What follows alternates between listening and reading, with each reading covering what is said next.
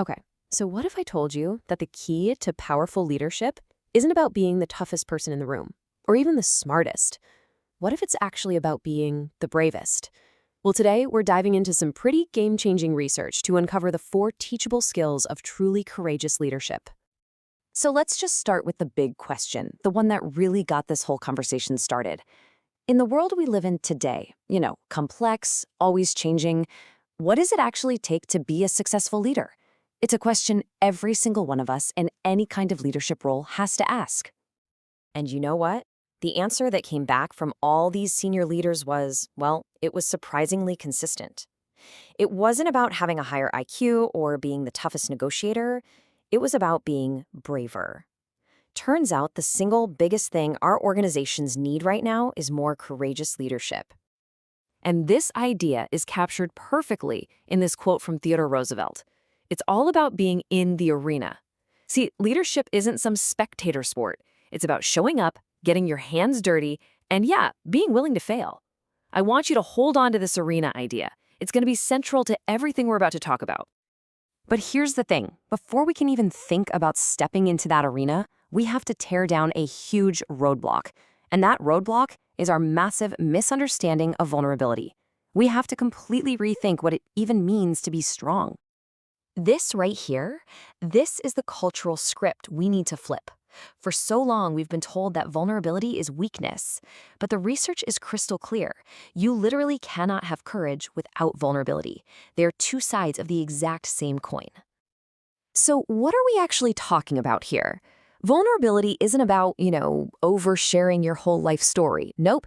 It's simply the feeling we get when we're facing uncertainty, risk, and emotional exposure. Think about it. Pitching a new idea, giving someone tough feedback, or even just admitting, I don't know the answer. That's all vulnerability. And this quote just drives the point home. When researchers asked elite Special Forces soldiers to name one single example of courage that didn't involve vulnerability, they couldn't do it. Not one. True courage isn't being free of fear or vulnerability. It's about moving forward right through the middle of it. Okay, so let's get practical. Because here's the most hopeful, most exciting part of all this research. Courage isn't some personality trait you're just born with. Not at all. It's a collection of 4 skills that anyone, and I mean anyone, can learn and practice. And here they are, the 4 pillars. It all starts with number 1, rumbling with vulnerability. That's just the willingness to stay in those tough, awkward conversations.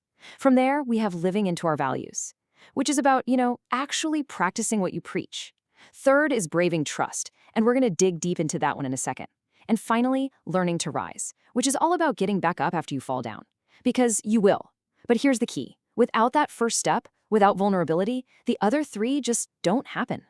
Now, out of those 4, we're going to zoom way in on number 3, braving trust. And why? Because trust is the absolute glue that holds teams and relationships together. But it's also one of the most misunderstood concepts. It's not just some fuzzy feeling. It's a set of very specific, very observable behaviors. You see, trust is built in the smallest of moments. It's not about some big, dramatic gesture. It's about all the little things, the consistent actions over time. And to make it really tangible, there's a handy acronym we can use to remember the 7 elements of trust. BRAVING. All right, first up, B is for boundaries. Trusting you means I know that you respect my limits and that you're clear about your own. It's about having that mutual respect and clarity. Next, R is for reliability.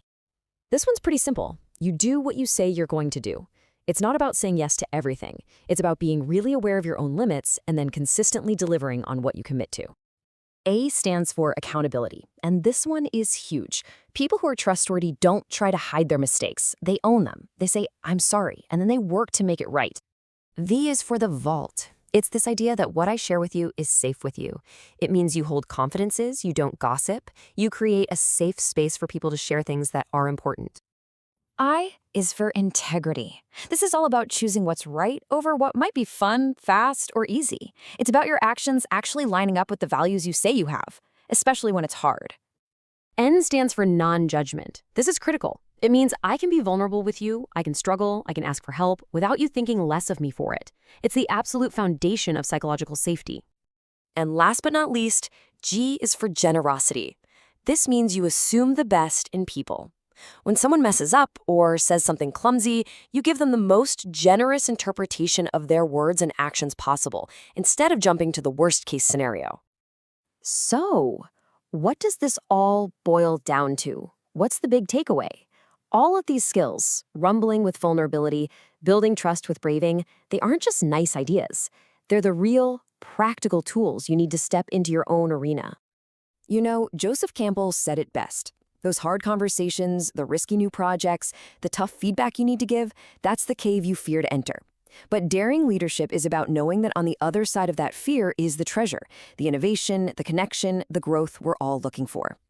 So in the end, it really all comes down to a choice. In your work, in your life, are you choosing what's comfortable or are you choosing courage? And remember, it's not about being fearless. It's about being brave and being afraid at the exact same time. So the only real question left is, what arena is calling you?